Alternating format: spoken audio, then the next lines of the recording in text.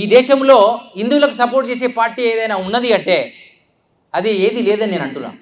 ఎందుకు చెప్తున్నానంటే మనకి హిందువులకు సపోర్ట్ చేసే పార్టీ ఉన్నది అని తెలిస్తే ఇలా తెలంగాణలో కాంగ్రెస్ వచ్చేదేనా?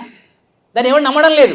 కారణం ఏమిటంటే ఇక్కడ బలమైన నాయకత్వం లేదు, వీళ్ళే గుద్దుకుంటున్నారు కింద మీద అని ఒక భ్రమ ఇతరులకు వచ్చేసి ఆటోమేటిక్గా డిజాల్వ్ అయిపోయింది.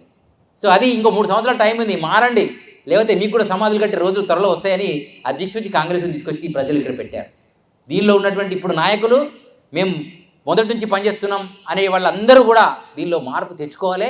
నువ్వొక్కరి ఓటేవు, నీ భార్య పిల్లలు ఓటేస్తే సరిపోదు. ఇప్పుడు 14 కోట్ల మంది ఉన్నారు భారతీయ జనతా పార్టీకి నిస్వార్థంగా పనిచేసేవాళ్ళు. కానీ భారతదేశంలో 150 కోట్ల మంది ఉన్నారు. 50 కోట్ల చెత్త ఇచ్చిపెట్టండి. 100 కోట్లు ఏం గడ్డి బీక్తున్నారా, గాడిదలు కాస్తున్నారా? మీరు ఎందుకు ఆలోచన చేయట్లేదు? ఈ దేశం బాగుపడాలి, ఈ దేశం సనాతన రాష్ట్రం కావాలని ఖచ్చితంగా రావాలి, ఆలోచన చేయాలి.